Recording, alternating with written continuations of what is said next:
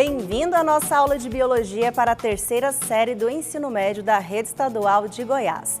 Esse é o projeto Seduc em Ação, com programas diários para levar até vocês conhecimentos escolares. Eu sou a professora Núbia Pontes e vou falar sobre noções de engenharia genética, conteúdo muito importante para a terceira série do Ensino Médio. Vamos lá, então? Com esse conteúdo de hoje, tenho a intenção de fazer com que você seja capaz de reconhecer a engenharia genética como um grande avanço para a humanidade, relacionando-a com as linhas de acusação e defesa da mesma. Lembrando que esta é uma das expectativas de aprendizagem para o segundo bimestre da terceira série do ensino médio. Então vamos lá.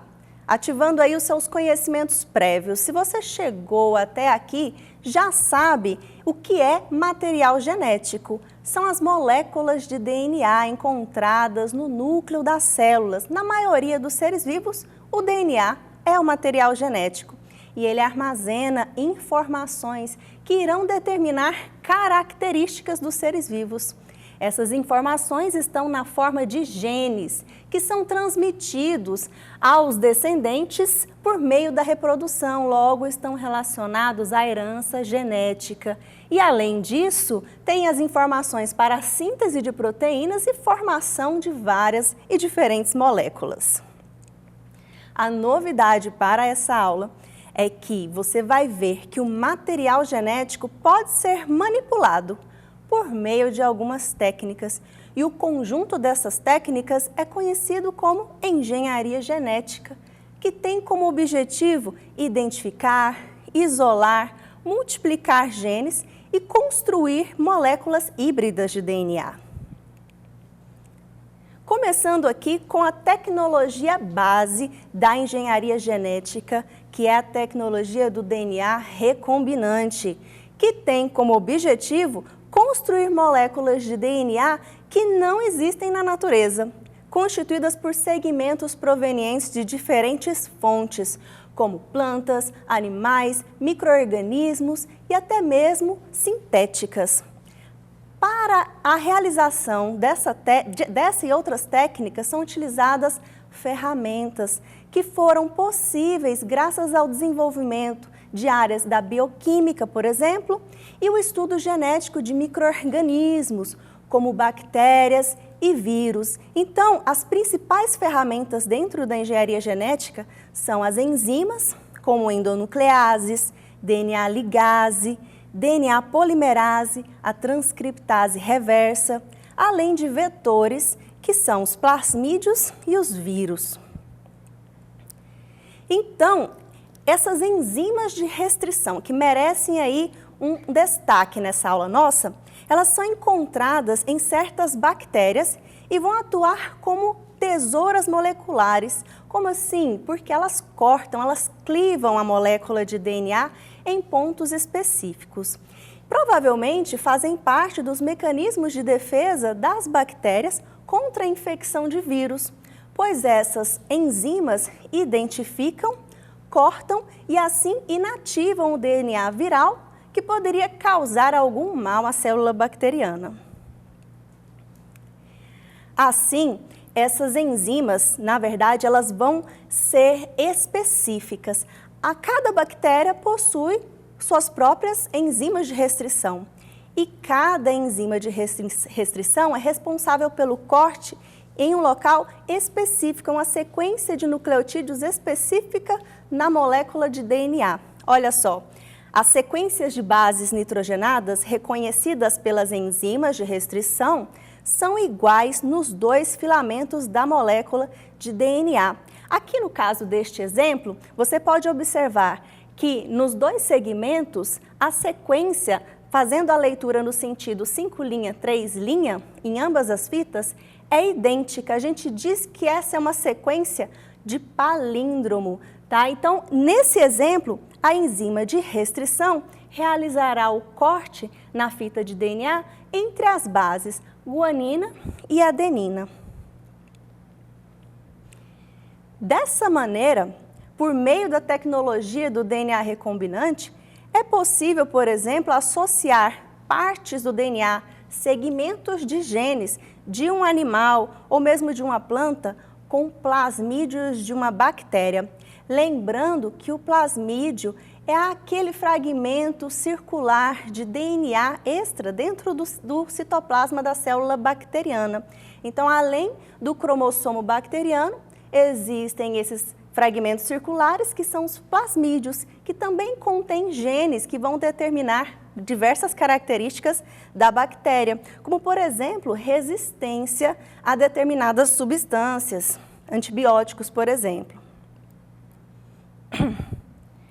E graças a essa tecnologia, foi possível produzir uma substância muito importante para a saúde humana, que é a insulina, a primeira proteína humana produzida em células de bactérias geneticamente modificadas e aprovada para o uso em pacientes. Como que era feito anteriormente, antes dessa tecnologia? A insulina, que é utilizada no tratamento de pessoas com diabetes, era retirada de animais como porcos e bois. E só que com um problema, essa insulina animal, ela é ligeiramente diferente da insulina humana, o que pode acarretar a ocorrência de alergia em alguns pacientes. Já a insulina produzida por meio da tecnologia do DNA recombinante é a insulina humana, porque é o gene da insulina humana que é introduzido na bactéria. Então, essa insulina ela não provoca nenhuma reação alérgica. Com base nessa primeira tecnologia do DNA recombinante, foi possível dar sequência aos avanços da engenharia genética e assim, por exemplo, conseguirmos produzir clones de genes, tá? Então, existem técnicas que permitem fabricar milhões de cópias idênticas de um gene. E isso é importante para a determinação da estrutura de um gene que está em estudo e, consequentemente, sabermos quais são as proteínas que eles produzem. E para isso, é necessário primeiro identificar e isolar o gene que se deseja clonar, e assim a clonagem pode ser feita por diferentes técnicas. Vou falar rapidamente aqui de algumas dessas técnicas, porque como eu disse lá no início da nossa aula, são noções de engenharia genética. Esse assunto ele é muito amplo, muito vasto. Nós temos um tempo bastante reduzido aqui, então vou mostrar aqui para vocês sobre os vírus. Então, utilização de vírus como ferramenta para clonagem de genes. Vocês já viram aí que os vírus eles podem infectar bactérias. Esse tipo de vírus aí na imagem, ele é chamado de bacteriófago. E por meio dele podem ser inseridas moléculas de DNA exógenas, ou seja, de outros organismos, usando-se diversos tipos de enzima para juntar esse DNA exógeno ao DNA do vírus, que vai ser introduzido por meio dessa infecção viral nas bactérias. Esse material genético viral, ele é incorporado pela bactéria. E o que acontece? As bactérias, quando se reproduzem, multiplicam todo o DNA que está dentro dela, inclusive esse DNA exógeno, levando assim à multiplicação do segmento, a clonagem do segmento em estudo.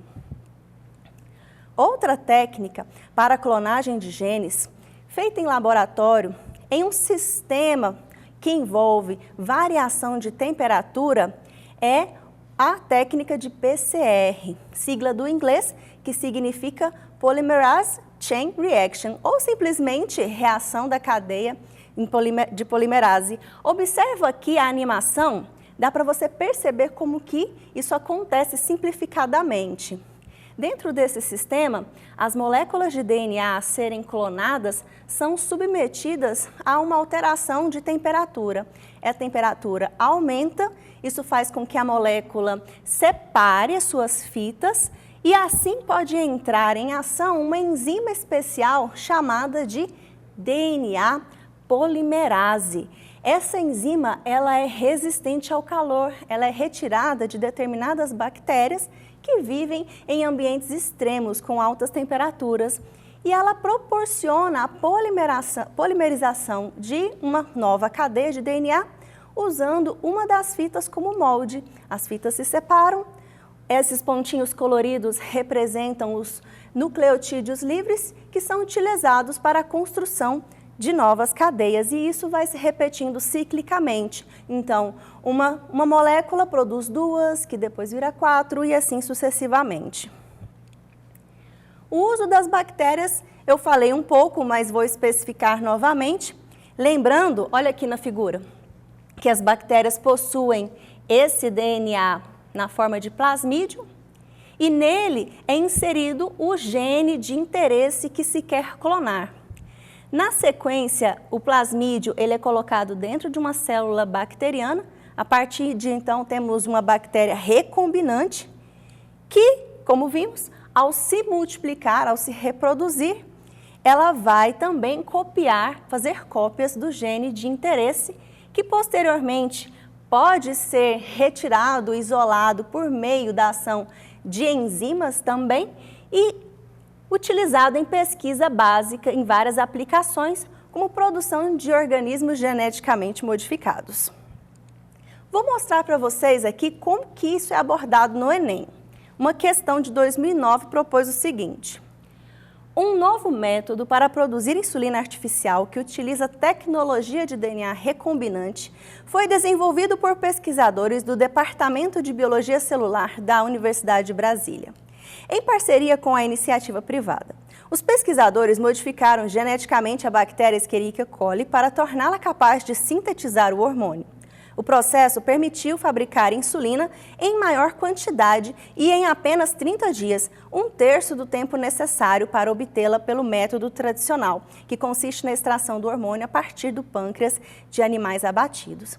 Então aqui nós temos algumas alternativas.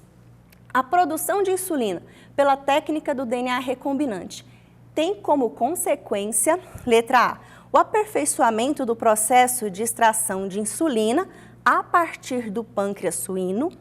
Letra B, a seleção de micro-organismos resistentes a antibióticos. Letra C, o progresso na técnica da síntese química de hormônios. Letra D, impacto favorável na saúde de indivíduos diabéticos. Ou letra E, a criação de animais transgênicos. Então é o seguinte, pensar qual é a vantagem dessa forma de produção de insulina humana a partir de técnicas da engenharia genética. Isso vai refletir diretamente no quê? Levando em consideração que dessa forma torna-se mais rápido e a produção em maior quantidade. Espero que você tenha percebido aí que a letra D corresponde à resposta correta, impacto favorável na saúde de indivíduos diabéticos. Então, pessoal, como eu disse, esse assunto ele é muito amplo e existem muitas polêmicas envolvidas nessa questão dos organismos geneticamente modificados. Inclusive, fica aí a minha dica de pesquisa para aprofundamento sobre o tema, tá? Para você conseguir construir argumentos cientificamente embasados sobre esse assunto, ok? Então, eu agradeço muito. Fiquem ligados porque amanhã teremos aula para os estudantes da primeira série do ensino médio, de Educação Física e Língua Portuguesa. Estas aulas serão transmitidas também pela rádio RBC-FM 90,1 e AM 1270. Forte abraço, até a próxima, se cuidem e fiquem em casa.